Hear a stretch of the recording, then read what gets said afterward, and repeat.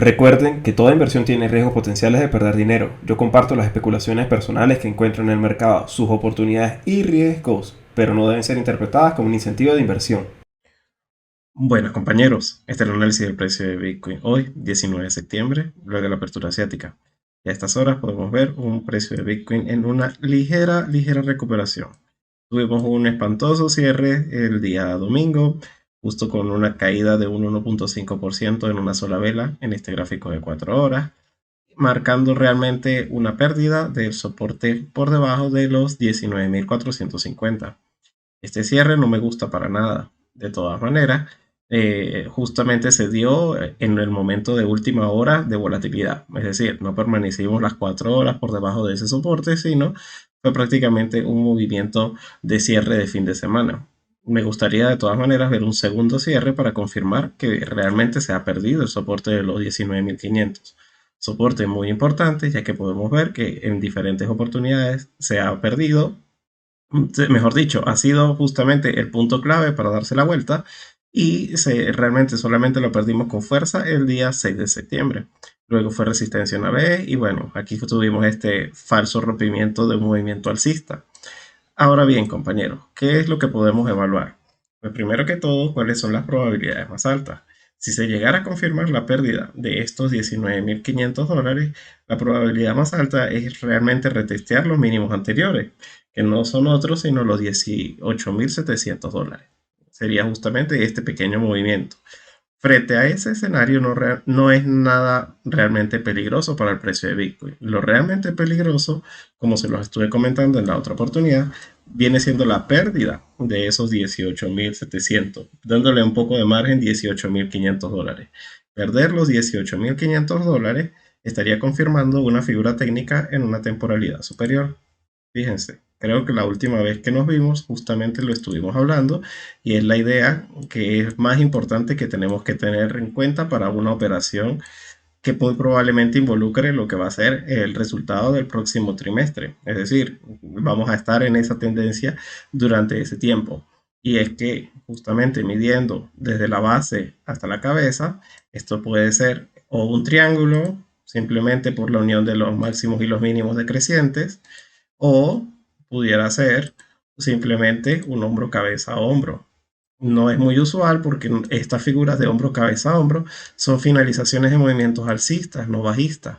Puede que independientemente de si es una hombro cabeza a hombro o si es un triángulo, se mide exactamente igual, la proyección es exactamente igual y estaría por confirmarse, pero como les digo, estamos todavía un poco lejos. Estamos hablando de la pérdida de los $18.500, pero eso automáticamente proyectaría el precio hasta los 12.300.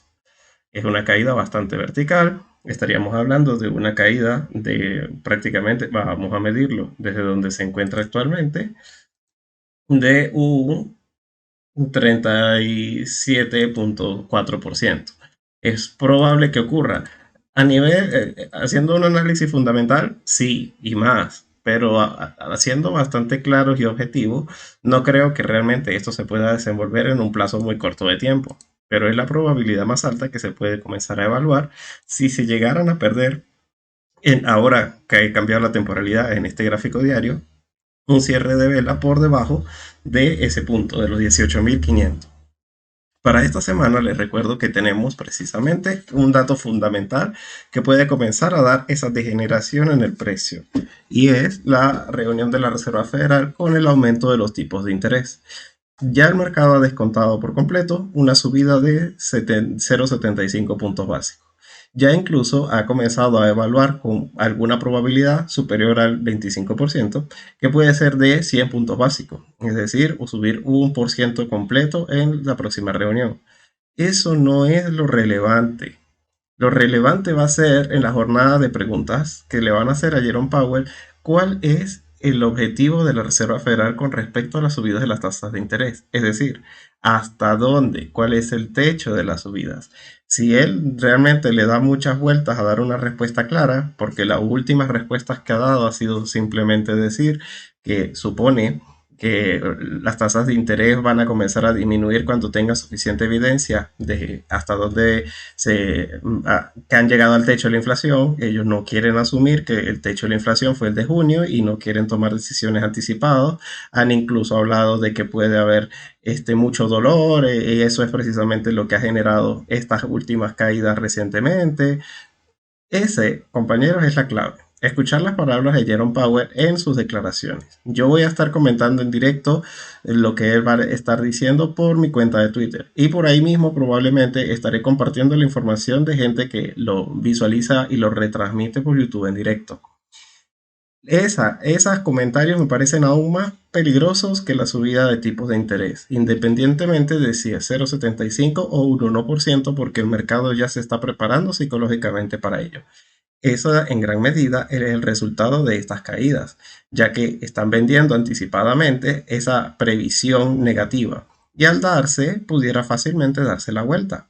Por eso se requeriría la conformación de un mínimo por debajo de los mínimos anteriores, por debajo de los 18.500, y que ya haya hablado Jerome Powell para poder confirmar que muy probablemente la tendencia vaya a ser bastante negativa y que el precio de Bitcoin aún debería estar buscando un mínimo por debajo de los mínimos que hemos estado viendo durante este año. Y recuerden, todas las crisis son oportunidades, sobre todo para los traders. Lo importante es confirmar que la tendencia es bajista para saber ubicar un buen stop loss y dejar correr una posición a la baja. Se gana dinero de las dos maneras, independientemente de qué es lo que esté ocurriendo. Y en mi caso particular, que no estaba haciendo compras desde ningún punto de vista, son ganancias netas porque no son coberturas. Ahora bien, este escenario que estamos viendo para Bitcoin no es el mismo para todas las criptomonedas. Y vamos entonces a hacer un repaso de lo que está haciendo el mercado a estas horas. Y al final de este video voy a compartir con ustedes unos gráficos muy interesantes sobre la estacionalidad que nos queda para el resto de los días de septiembre.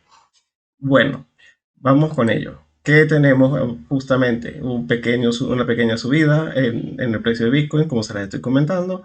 Ethereum un 0,77, pero muy poco para todo lo que cayó ayer. Ayer cayó un 9%, continuando ese movimiento bajista de compra con el rumor y vende con la noticia. Esto ha sido un desastre, tal cual como yo se los había estado advirtiendo. Y el próximo desastre, prepárense para el Basil de Cardano, que va a ser el día jueves de esta misma semana. El compra con el rumor y vende con la noticia de Ethereum va a repetir el mismo efecto en Cardano a partir de su actualización Basil. En el caso de Binance Coin no tiene fecha para la actualización, sin embargo no ha habido suficiente FOMO referente a esta moneda. Igualmente, hablando de mercado amplio, no me refería específicamente al mercado cripto, me refería precisamente al SP500, que está mostrando una recuperación bastante fuerte, pero es un poco ficticia. ¿Por qué lo digo? Porque lo que está mostrando de una subida de un 1%, lo que está realmente reflejando es el precio de cierre que tuvo justo con la jornada de Wall Street del día viernes. Es decir, el mercado del spot cerró aproximadamente en los 3.850 y justo en el mercado fuera de horas pues, se subió este 0,91%, y más bien lo que ha estado haciendo con la apertura del mercado asiático es caer. Unas caídas muy, muy ligeras, sin ningún tipo de ruptura de mínimo significativa, pero esa vendría siendo el sesgo que uno puede ver actualmente en ese aumento falso de un 1%. Realmente esta subida fue en el fuera de horas del día viernes. Ajá. Con respecto al mercado asiático, realmente unas pequeñas caídas en el Nikkei y en el CN50, nada realmente significativo, el Nasdaq sin irse a ninguna parte. El mercado de los bonos, compañeros, está cerrado el día de hoy. No estoy muy seguro de a qué se pueda deber, no tendría que revisar, pero cuando lo sepa lo voy a compartir por mi red social de Twitter, que está en la descripción de este video. Pero justamente el movimiento de los bonos es el que puede terminar de volatilizar al alza o a la baja lo que va a ser el mercado de las criptomonedas.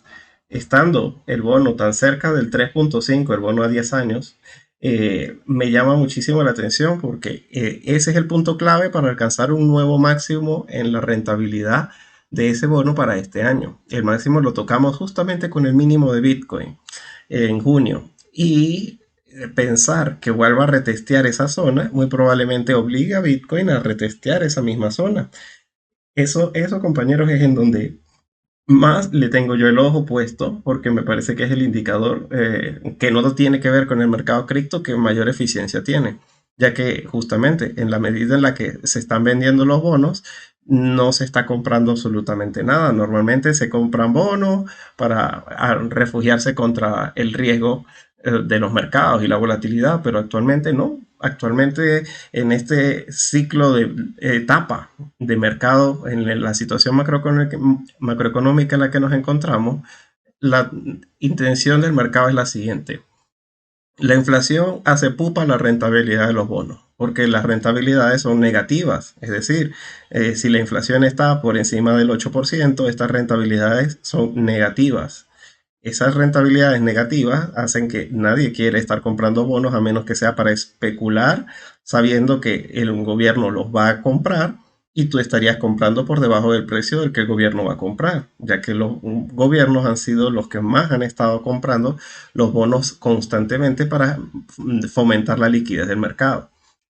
Entonces, si actualmente lo que el gobierno está haciendo es que en vez de comprar bonos, los vende y los vende con el objetivo precisamente de disminuir el tamaño de su quantitative expansion, ahora estamos en la quantitative tightening, reduciendo el tamaño de su balance, lo que está haciendo el gobierno en vez de comprar es vender. Entonces, el mercado no se quiere refugiar en los bonos porque los ve caros y tiene la expectativa de que el gobierno en vez de comprar bonos los vende. Eh, y el mercado no te está dando las rentabilidades que correspondan para la tasa de inflación que tenemos, pues nadie quiere bonos. Y si las rentabilidades siguen siendo poco atractivas, el precio de los bonos va a seguir cayendo y las rentabilidades van a seguir subiendo. Y en ese sentido es en donde pues, precisamente los mercados de riesgo, como las criptomonedas, les va muy mal. Es por eso que me tengo esa rayita en el bono de 3 años en el 3,5%. Porque si la vuelve a retestear y la supera, muy probablemente Bitcoin va a ir a retestear los $17,500 y puede romperlos a la baja. En los bonos está la clave para estar observando el mercado en una temporalidad superior, es decir, pensando en el mediano y largo plazo. Con respecto a otros indicadores bastante eficientes, podemos ver el dólar index volando por las nubes. Eh, la formación que tiene actualmente no muestra absolutamente ningún tipo de señal de debilidad en el precio. Una debilidad la pudiéramos encontrar perdiendo los mínimos anteriores en los 107,5 y está muy lejos. Y la zona de peligro, porque pudiera seguir subiendo y con mucha fuerza, es justamente buscando un nuevo máximo por encima de los 10,85.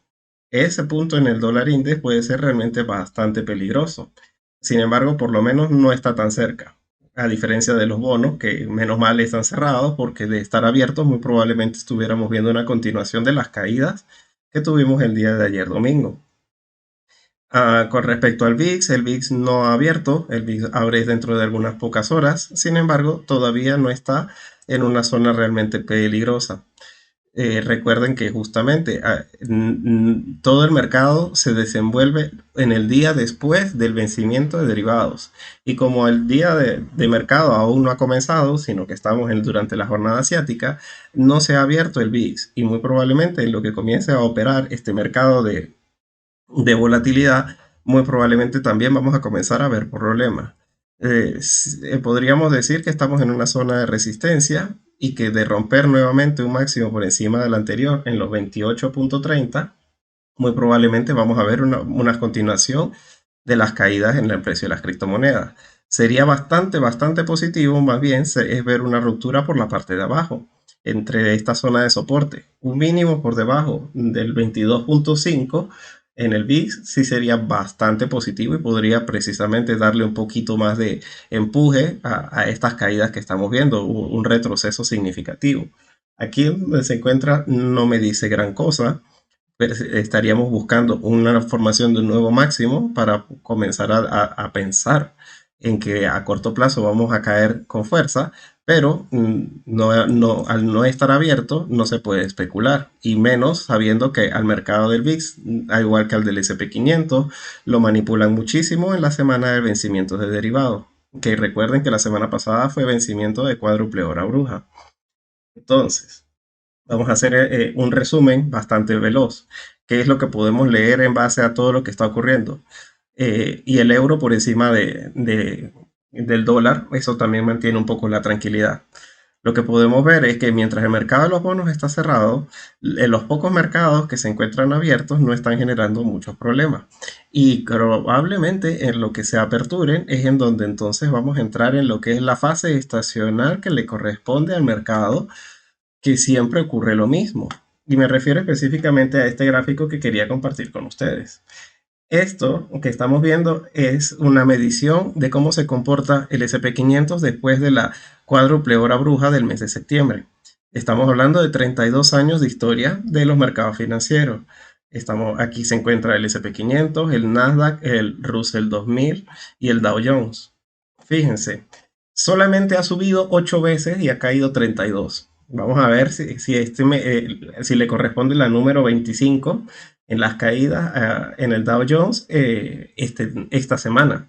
En el caso del SP500 es aún más contundente, solamente 7 subidas con respecto a 25 caídas. Las veces que ha subido han sido solamente, si se dan cuenta, un 25% de las veces, en cambio en el SP500 un 21.8% de las veces. El caso del Nasdaq sí tiene al menos un poco más de averaje de subida, pero lo importante es la media y la mediana. La media y la mediana son negativas. Esta, compañeros, es una semana que estadísticamente es una de las más negativas de todo el año para las bolsas, bonos y criptos. Así que, precisamente, especular un rebote alcista es bastante difícil. Las pocas subidas que se pudieran ver, se pueden intentar aprovechar es para una posición de continuación del movimiento anterior, es decir, de un movimiento bajista.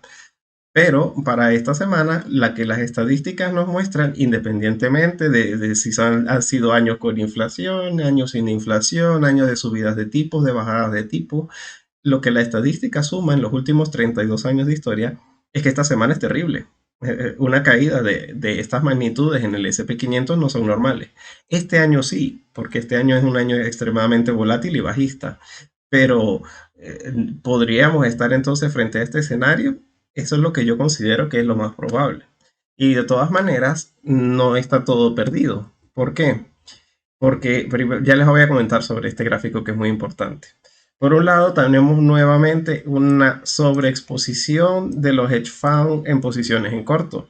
Es decir, seguimos teniendo suficiente fortaleza, aún después de que el mercado ha seguido cayendo, no han estado tomando beneficios, sino se han estado abriendo más cortos, y por eso es que precisamente vemos esta nueva barrita verde casi por encima de las anteriores, de una gran exposición de posiciones en corto para el S&P 500, haciendo un fuerte colchón a las probabilidades de que el mercado, si cae, entre las tomas de beneficios se encuentre un suficiente soporte para que no caiga demasiado.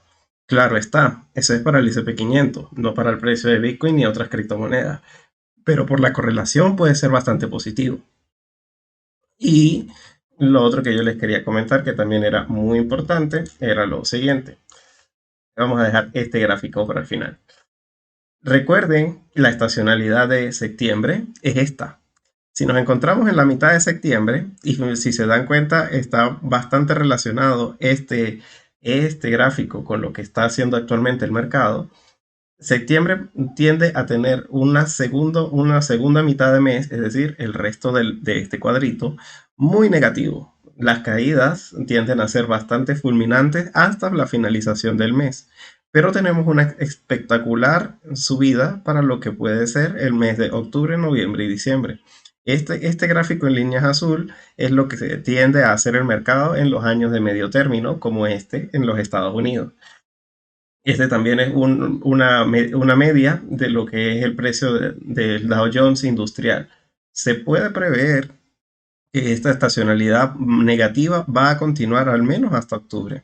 No es solamente esta primera semana que va después de la cuádruple hora bruja, sino muy probablemente la vamos a seguir continuando cuando poco hasta lo que es el final del mes de octubre. Durante el mes de octubre, de todas maneras, estas no serían mis previsiones. Y lo digo muy específicamente porque el mercado tiende a tener movimientos alcistas bastante importantes en todos los meses de octubre, pero también es el mes en donde estadísticamente vienen más los cisnes negros. Siempre cuando algo malo va a ocurrir en el mercado, siempre tiende a coincidir con el mes de octubre o noviembre. Es decir, los cisnes, la cola izquierda, si imaginamos que los eventos probables y los improbables, los eventos probables en una cola, en una campana gaussiana se dibujan hacia la derecha, hablando de un crash up y unos movimientos alcistas muy verticales, y la cola izquierda, un crash down, un crash normal, un cisne negro. Casi todos se ocurren en el mes de octubre. Y este año tenemos muchísimas papeletas para que algo así ocurra. Ya sea precisamente porque va a haber la entrega de los beneficios empresariales, y ahora, con estos beneficios empresariales, no podemos estar especulando que van a salir nada bien. Un dólar tan fuerte como se encuentra actualmente y un euro tan débil como el que se encuentra actualmente no favorecen a las compañías para imaginar que sus previsiones y su entrega de resultados va a ser positiva. Lo único que pudiéramos decir que a nivel macroeconómico ha mejorado es que el petróleo ha dejado de subir, por lo que los transportes de carga han estado mejorando un poco la condición. Es más, miren, ya se está dando la vuelta de todo lo que estuvimos hablando de que podía rebotar. Está confirmando la ruptura por debajo de los $19.500. Lo importante entonces en concluir es, ya para finalizar, el último gráfico. ¿Hasta dónde va a caer el precio de Bitcoin? Fíjense, este gráfico que quería dejar para el final. No sé si lo han visto ya antes, pero este gráfico está rodando por Twitter y por todos lados, y es que es fundamental esta observación que realizó Ryan Detrick, un excelente analista. Quiero que nos demos cuenta de cómo han sido las subidas de los ciclos de tipos en el pasado en comparación con esta, que es la del presente. Así, con pura observación nos damos cuenta que la línea verde siempre supera la línea azul. ¿Y qué es lo que estamos viendo exactamente? La línea azul es el punto en donde la inflación se encontraba justo antes de que comenzaran a bajar los tipos de interés. Es decir, ese momento clave, mágico y esperado para decir, listo, ahora voy a recuperarle mi inversión en criptomonedas. O opción B, si no has comprado, decir, se me quemó el arroz, tenía que haber comprado antes, se me hizo tarde y compras a última hora. Justo cuando van a bajar los tipos de interés, la inflación se encuentra, en la línea azul, la inflación se encuentra por debajo de los tipos de interés. En 1974, la inflación estaba, para cuando bajaron los tipos de interés, en un 10.1% y los tipos de interés al 13%. Ahora, la siguiente vez, como la inflación fue mucho más pegajosa de lo que se imaginaban, solo 7 años después tuvieron un nuevo ciclo de subida de tipos y se alcanzó un 20% de las tasas de interés antes de comenzar a bajar, cuando la inflación estaba nuevamente en el 10%. Ahora bien, en la siguiente ciclo de subidas, también el mismo movimiento, un 11% de interés y una inflación del 4%.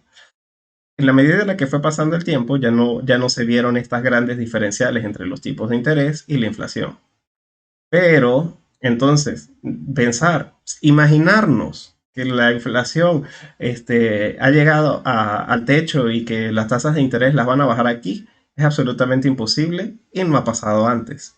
En otras palabras, todavía le queda suficiente tiempo a este bear market para buscar los mejores precios. Eso es algo bastante positivo. ¿Qué tanto tiene que caer la inflación o qué tanto tienen que subir los tipos de interés para que lleguemos a que este gráfico se culmine y decir que hasta ahí se subieron las tasas de interés y las comiencen a bajar? Ya que justamente cada uno de estos momentos históricos es justo antes de las bajadas de los tipos de tasas de interés. Siempre se supone que los tipos de interés alcanzan a la inflación, independientemente de si están en recesión o si no están en recesión, o cuál es el dato del empleo o cualquier otra variable macroeconómica. Lo que la Fed intenta manejar para considerar que puede comenzar a bajar los tipos de interés es que cuando poco la inflación esté por debajo de los tipos de interés, porque ahí ya habrán conseguido su objetivo. Y recuerden que una recesión les puede terminar cayendo como anillo al dedo para la consecución de sus objetivos de destruir la inflación. Porque si no hay poder de consumo, porque si nadie compra nada, la inflación cae porque automáticamente la sobreoferta de absolutamente todos los bienes y servicios genera una caída en los precios y logran su objetivo. Evidentemente ellos no quieren destrozar la economía, pero van a hacer lo necesario y en palabras de Jerome Powell van a generar mucho dolor buscando ese punto neutro entre las subidas de tipos de interés y una inflación que comience a ceder independientemente del coste que eso lleve. Y es eso, compañeros. Quiero que se lleven esa idea. Las previsiones son oscuras para el corto plazo o oscuras para aquellos que tienen que estar cubriendo sus posiciones de manera permanente, pero muy positivas para aquellos que quieren tomar posiciones en corto. Es por eso que aprender a hacer trading es algo fundamental si te quieres dedicar al mundo de las criptomonedas. Si tienes muchas intenciones de aprender, recuerda que en el primer comentario hay un link en donde yo explico el funcionamiento de todos los indicadores técnicos que tengo en la pantalla y otros más como son las bandas de Bollinger y el indicador de momentum con ADX. Estos compañeros son mis herramientas de trading y me han servido bastante para poder prever los próximos movimientos del mercado y explico cada uno de ellos de manera gratuita. Me gustaría que me dejaras en la caja de comentarios qué es lo que tú piensas que el precio de Bitcoin va a hacer y de una o de otra manera cuáles son tus perspectivas a mediano plazo. Las mías son sencillas. Octubre nos va a dar una sorpresa negativa y de una u otra manera lo que más el mercado le tiene miedo actualmente es a la próxima reunión de la Fed y no podemos descartar ningún tipo de dirección previo a ello, ni un rebote alcista por algún tipo de especulación, alguna noticia que se filtre o algo por el estilo, ni tampoco a la baja. Pero la reunión de Jerome Powell es la que va a marcar la diferencia para poder definir realmente si se van a perder o no los soportes vitales, como son los 18.500, 18.700 dólares en el precio de Bitcoin, y hacer un acompañamiento a lo que puede ser el mercado del SP500, que también tiene una figura técnica bastante terrible, y a todos los demás índices del mercado.